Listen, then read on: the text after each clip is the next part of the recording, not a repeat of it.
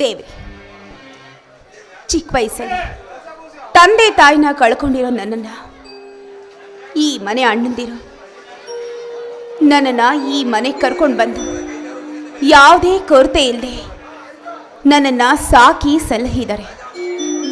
ಅವ್ರಿಗೆ ಯಾವುದೇ ಕಷ್ಟ ಬರ್ದಿರೋ ಹಾಗೆ ಸುಖನೇ ಕೊಟ್ಟು ಕಾಪಾಡು ಅಂತ ನಿನ್ನಲ್ಲಿ ಬೇಡ್ಕೋತಿದ್ದೀನಿ ತಂದೆ.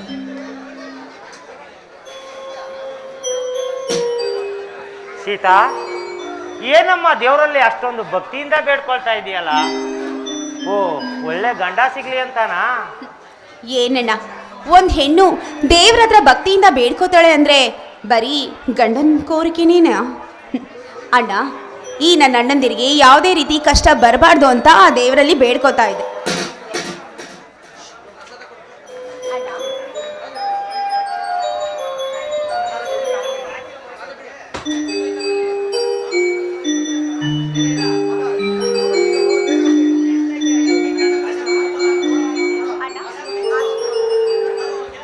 ದೀರ್ಘ ಸುಮಂಗಲಿಯಾಗಿ ಬಾಳಮ್ಮ. ಸೀತಾ, ನೀ ಕೊಟ್ಟ ಈ ಪ್ರಸಾದದ ಪುಣ್ಯ ಬಹು ದೊಡ್ಡದಮ್ಮ. ನಿತ್ಯ ಚಾಚು ತಪ್ಪದೆ ಪೂಜಿಸುವ ಆ ನಿನ್ನ ದೇವರು ನಿನಗೆ ಸರಿಯಾದ ದಾರಿ ತೋರಿಸ್ತಾನಮ್ಮ.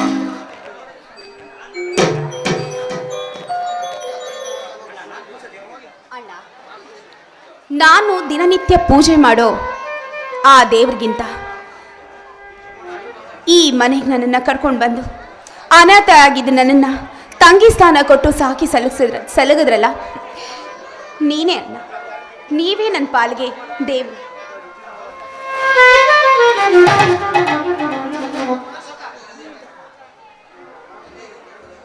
ಹೌದಣ್ಣ, ಸೀತಾ ಹೇಳ್ತಿರೋ ಮಾತು ಸತ್ಯ.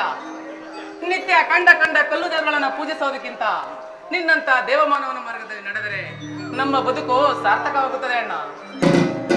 ಅಮ್ಮ ಸೀತಾ, ಈ ಮಂದಿರದ ಮಾಣಿಕ್ಯ ರತ್ನವೇ ನೀನಾದ್ದರಿಂದ ನೀನು ಈ ಮನೆಯ ಭಾಗ್ಯಲಕ್ಷ್ಮಿಯಮ್ಮ. ಅಣ್ಣ,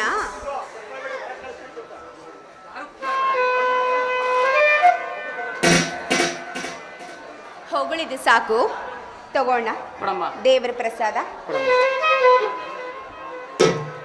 ಸೀತಾ, ಹೆಣ್ಣು ಮಕ್ಕಳೇ ಇಲ್ಲದ ಈ ಮನೆಗೆ ನೀನು ನಮಗೆ ಆ ದೇವರು ಕೊಟ್ಟ ತಂಗಿಯಮ್ಮ. ಈ ನಮ್ಮ ಸಾಕು ತಂಗಿಗೆ ಯಾವುದೇ ಕಷ್ಟ ಬರಬಾರದೆಂಬುದೇ ನಮ್ಮೆಲ್ಲರ ಆಸೆ ಕಣಮ್ಮ.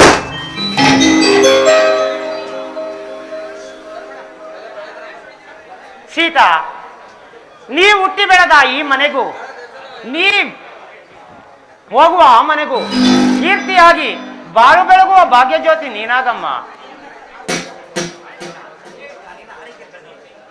ಅಣ್ಣ, ನಾನು ನಿಮ್ಮ ಆರೈಕೆಯಲ್ಲೇ ಬೆಳೆದೋಳು. ನೀವು ತೋರಿಸ್ಕೊಟ್ಟಿರೋ ದಾರಿನೇ ನಾನು ನಡ್ತಾ ಬಂದಿದ್ದೀನಿ. ಅಣ್ಣ, ನೀವು ನನ್ನ ಬೆನ್ನಿಂದ ಇರೋವರೆಗೂ ನನಗೆ ಯಾವ ಕಷ್ಟನೂ ಬರೋದಿಲ್ಲ. ಅಣ್ಣ, ಅಣ್ಣ, ಇವತ್ತು ವಿಶೇಷ ಏನು ಗೊತ್ತಾ? ಏನಮ್ಮ? ಏನಮ್ಮ? ಏನಿರ್ಬೋದು ಹೇಳಿ ನೋಡೋಣ. ಏನೋ ಗೊತ್ತಾಗ್ತಿಲ್ವಲ್ಲ. ಏನ್ ಮಾಡೋದು? ಪ್ರತಿನಿತ್ಯ ಎದ್ದಿದ ತಕ್ಷಣ ಮುಖ ತೊಳ್ಕೊಂಡು ಆ ದೇವ್ರ ಕೈ ಮುಗಿದು ದೀಪ ಹಚ್ಚಿ ಹೊರಗಡೆ ಹೋದ್ರೆ ಕೆಲಸ ಮುಗಿಸ್ಕೊಂಡು ಮನೆಗೆ ದಣದ ಬರೋದೇ ನಿಮಗೆ ಸಾಕಾಗಿದೆ. ಆದರೆ ಇಂಥ ದಿವಸ ಇವತ್ತು ಇಂಥದೇ ದಿನ ಅಂತ ಪಾಪ ಎಲ್ಲಿ ನೆನಪಿರುತ್ತೆ ಅಲ್ವಾ? ಇವತ್ತು ರಕ್ಷಾಬಂಧನ. ಎಲ್ಲ ತಂಗಿಯಂದಿರು ತನ್ನ ಅಣ್ಣಂದಿರಿಗೆ ರಾಖಿ ಕಟ್ಟಿ ಅಣ್ಣನಿಗೆ ಯಾವುದೇ ರೀತಿ ಕೊರತೆ ಆಗಬಾರ್ದು ಅಂತ ಆ ದೇವ್ರ ಹತ್ರ ಬೇಡ್ಕೊಳ್ಳೋ ಅಂತ ದಿನ. ಮರ್ತಿದ್ದೋ ಅಮ್ಮ. ಕಣಮ್ಮ, ಸಾರಿ ಕಣಮ್ಮ.